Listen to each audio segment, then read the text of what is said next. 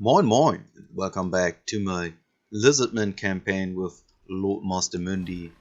And yeah, we're still conquering the few enclaves of Dark Elves to our north and hopefully keeping our peace with Chaos intact for a few more turns. Mazdamundi will in the near future conquer Keshta Vault from Malekith himself. Malekith's army is okayish. He has got a lot of bleak swords, dread spears, dark shards with shields, and again a lot of Reaper bolt throwers. So I see a theme here, like Dark Elves liking to recruit them. I think that makes sense because, like the High Elf version, they have these two ways to attack, like the single target hits that do a lot of damage against large units, like especially lords, and they have like their multi-shot, which does a lot of damage to clusters of infantry. So quite a handy unit to have. And when I finally do like a Dark Elf or High Elf campaign, most likely on the Mortal Empires campaign, I would definitely use some of them. Talking about the Mortal Empires campaign, most of you will already have seen or read the new blog post they did, and I will take the time to talk about that while we finish turns and don't know what we're doing besides replenishing. So there wasn't that much news in this article. I think they kind of acknowledged that the Russian League had a bit of credibility to it, so it was like a very early draft of the combined map we saw back then. But I think that most of you have noticed then that this won't be the big campaign because it looks extremely clunky. So all the new world territories were extremely small, and yeah, and they haven't released any map, so maybe they will have done it to in the time where this video lies, but for now they didn't. Clan Moss confederating with Clan Pestilence. Yeah, what we saw was a big chunk of Ulthuan, and very close to it we saw Bretonia. So it was like Albion over here. I mean, I'm happy that they changed that to Albion. I think that in the beginning that was considered like Norska. Now it's called Albion, so that would make a bit more sense. But it looked like it would be right over here. So I thought that Ulthuan would become a bit smaller like everyone, but especially Ulthuan, because for this map it's quite big compared to other continents. Like Ulthuan would be way smaller than Lustria, and especially smaller than Naggaroth, because that's how the Dark Elves are still able to pressure the High Elves, because they have a lot more territory to use essentially for annoying those High Elves. So they have lands that are mostly like frozen tundra and dark forested areas where you wouldn't like to live for the most part. But besides that, it's a lot of territory they have. So unlike that, Ulthuan is extremely fertile. It's like a magical island filled with magical forests. Everything is awesome there. And the High Elves live like, in Germany we would say Schlaraffenland. I don't know if there's an English version for that. Maybe yes, it's a story about a land where there are flying grilled chickens in the sky that fly into your mouth, so you don't even have to move. Yeah, why not? And it's a fun story, but the High Elves kind of live like that. Besides the north, so Naggaroth, who was destroyed in the Sundering. It's a time where Malekith had the civil war against the whole of Ulthuan.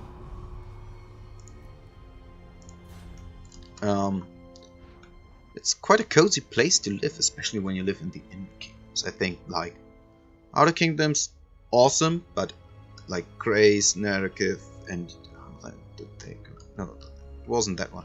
Those are the cliff people, I think, like the cliff elves, I would call them.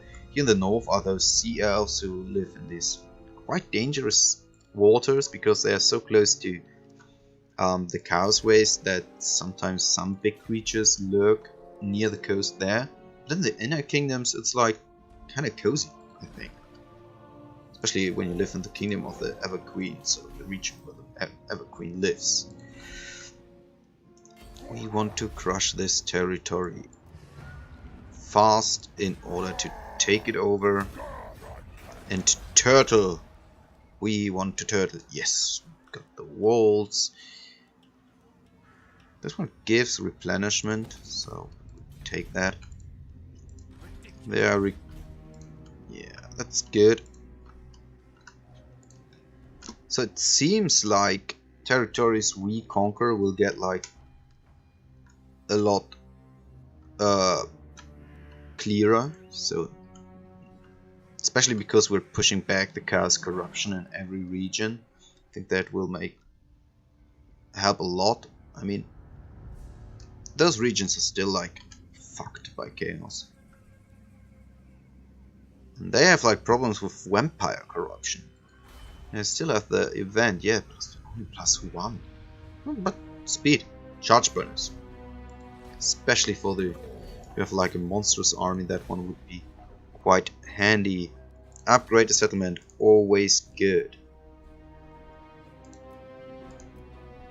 So do we have something useful? I think 700, close to 750, there won't be that much we can upgrade. That one. So I think that the lodestones will make a lot of sense in some territories in order to improve on the income. But well, high elves. I have to say that I hope they revamp at least a bit of the buildings of the old factions. They stated in this article about the Mortal Empires, going back to the article, that there will be a bit of rethinking and reworking the old factions. The rights will stay specific or special to the Vortex campaigns. Sadly, I would have liked to see them implemented into like the Mortal Empire campaign. I think it would have made sense. Like, for instance, with Bretonia, you could have used your chivalry to do something else, like make the more chivalrous you are. I don't know if that's right. So, if you have a lot of chivalry on your side, your knights would become cheaper, for instance, and so you can take like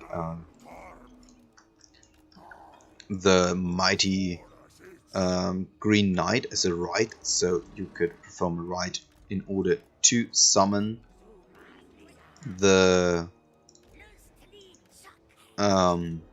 Green Knight.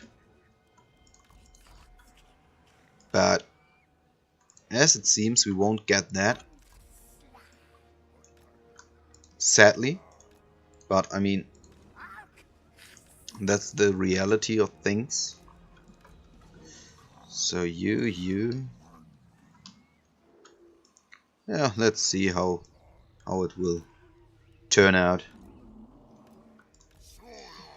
Because I mean, yeah, of course, it would be nice to have like a lot of improvements in the campaign, like revisit the old factions. They will do that, but we are not quite sure how they'll do it and how much will actually change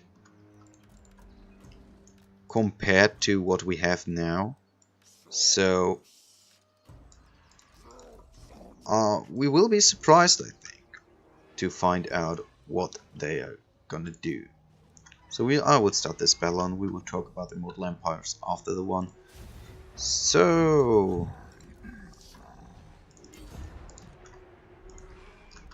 we will slow down.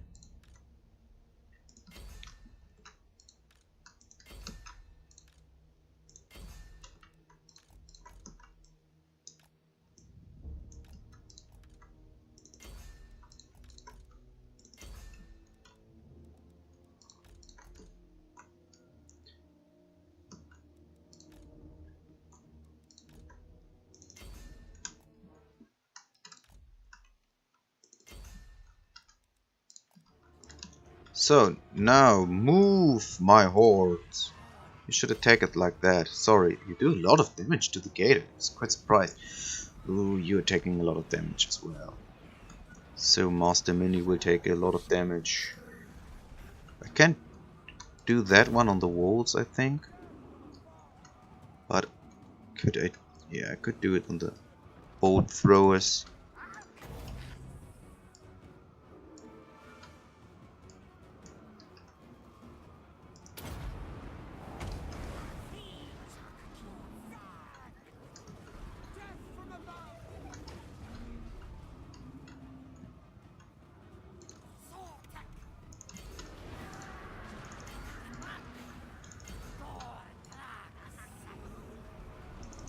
So attack, attack, attack. I've lost a lot of skink skirmishes, but that was the plan. Oh man, you're getting attacked as well, aren't you? So charge here. You as well. So I don't know if the bolt throws are already doing damage. So everyone in. So that will look like a bit.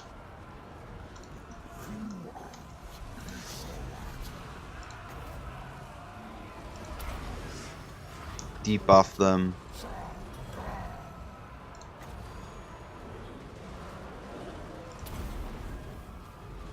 Heal Lord Mazdamundi. And yeah, do like the. Oh, that's annoying. So now we have lost the. That can be extremely shitty, to be honest.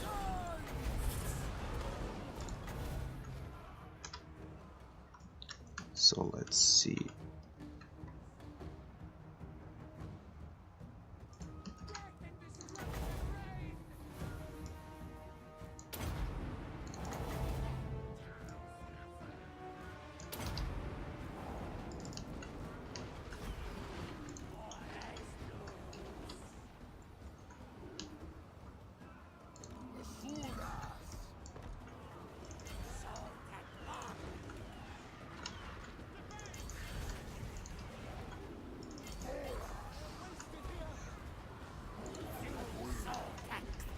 So we are you. Oh well, thank you. Debuff those.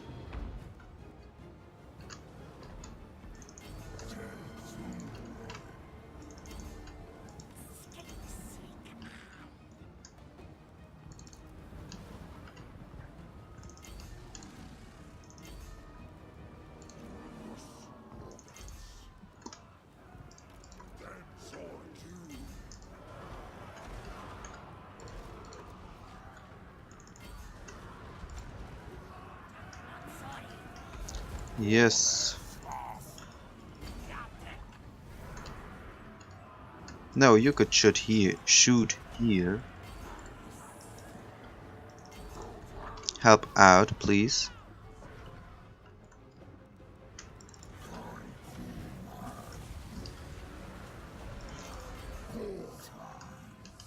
Man, you got a lot of spells. I'm quite confused now.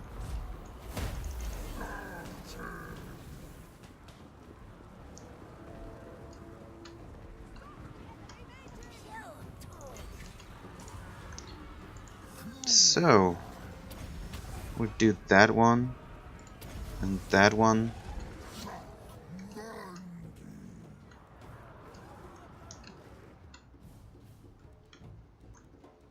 You too.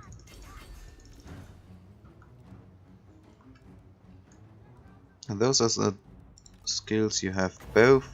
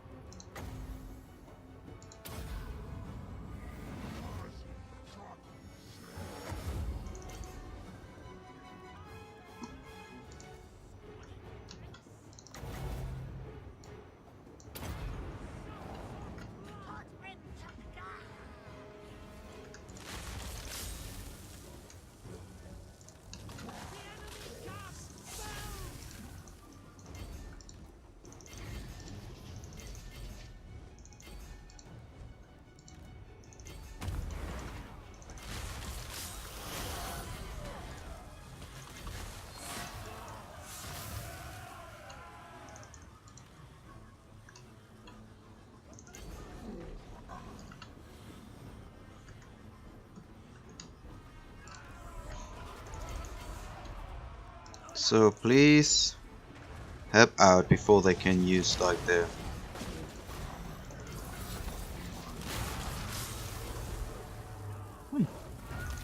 oh, do it like that.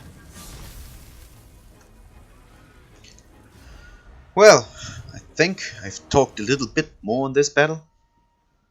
Yeah, those repeatable throws, they didn't do that much. They were too far behind. Ow, that was Malekith on the dragon. I just already forgot that we were fighting against Malekith. So, remaining 0, because they are surrounded.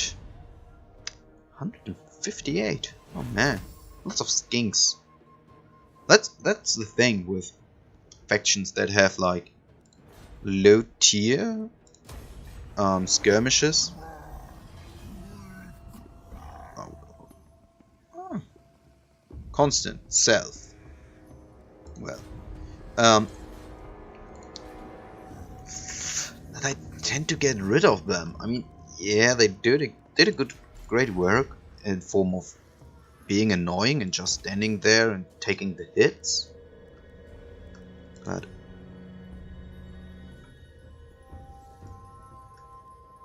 anything else, they weren't that good at it. Tear down this one. Karkaront had. Did you have special? Aye. Cages. Layers of Karkaront. Deep below the Tower of Doom, all manner of beasts are kept and investigated in the name of the greater power. I think that this is the province where most of the Hydras and that stuff are like trained, kept, and tortured, studied, as the Dark Elves would call it. Yeah. Upgrade the money. Upgrade the money. Unassigned skill point for Lord Mazdamundi. So Lord Mazdamundi, 5 points left. What we're gonna do? Slant force field. You already have so many skills that I was so extremely confused. I didn't do many battles. Maybe that's the reason why. Don't know if I'm doing something wrong. I mean, don't feel like it. Sacred Garden, Swift Rise. That's the thing. I mean, especially if you can skill them up.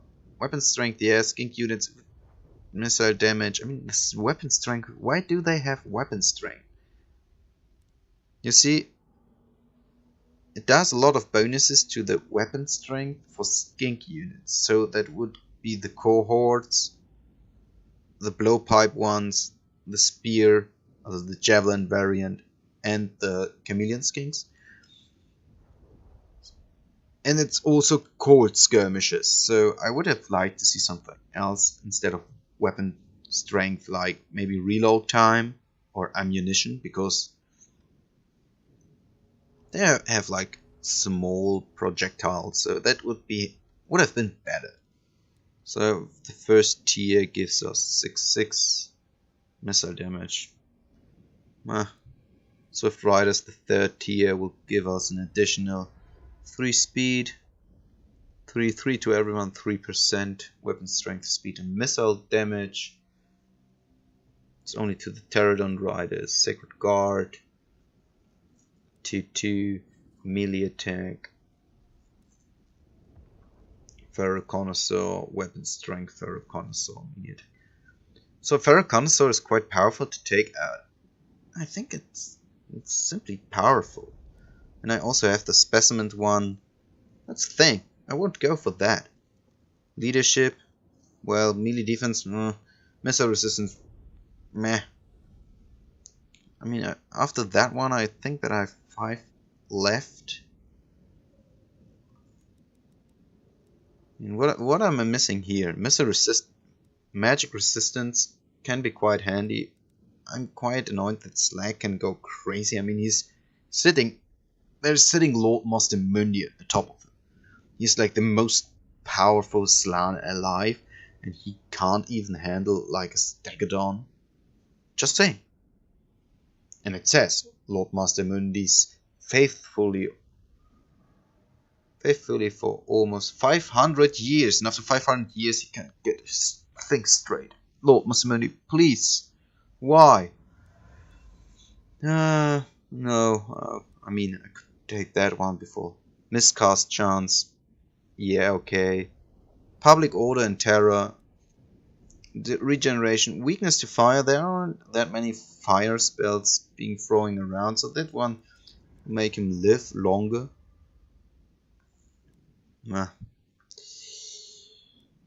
Yeah, I don't know. I think that I will go for the Feral Connoisseurs later on for a few of them. 1 or 2. So 2 skill points won't be bad. But for now, let's take that one. We get to here, so that would be 3. So 30, 36, 37, 38, 39, and then 40.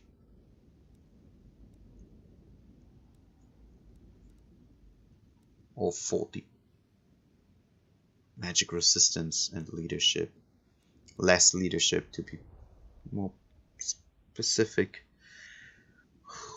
So I'm not the AI. I can't react that fast to the enemy casting, even especially if I'm looking like the other way.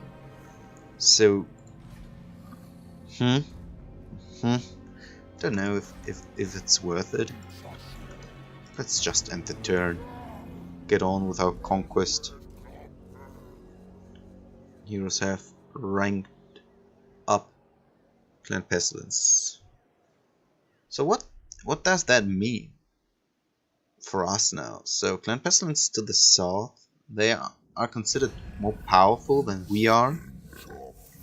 What do you want now? No. And they've confederated Clan Morse. Does that mean that they have now like territory in the Southlands? Could be. Could that make them? Oh, let's check that on out. Yay! No. Lizardmen, Bretonia, Dark Elves, High Elf, Norske, Savage Ox, Skaven. Only one Skaven clan left. We don't see them. We know that they are at war with all of that. So most of the map. All the Lizardmen I know. Yeah, I think that they shouldn't have confederated. I mean, it's Lord Skrolk and it's Skaven, so sadly I think that we won't fight Skaven anymore. But I mean, for now it's kind of fun to fight those Dark Elves. They are already recruiting a new army again. Do we want to recruit staff in the local? We did we? Yeah, we had Swift Riders, Proud Warriors, Sacred Guardians. So let's 4 turns. I won't sit here for 4 turns. Yeah. let's bet on the fact that they... What could they recruit, to be honest? Yeah, Dark Riders and Dark Riders with Repeater. We will take a few Spears and Chameleon Skink.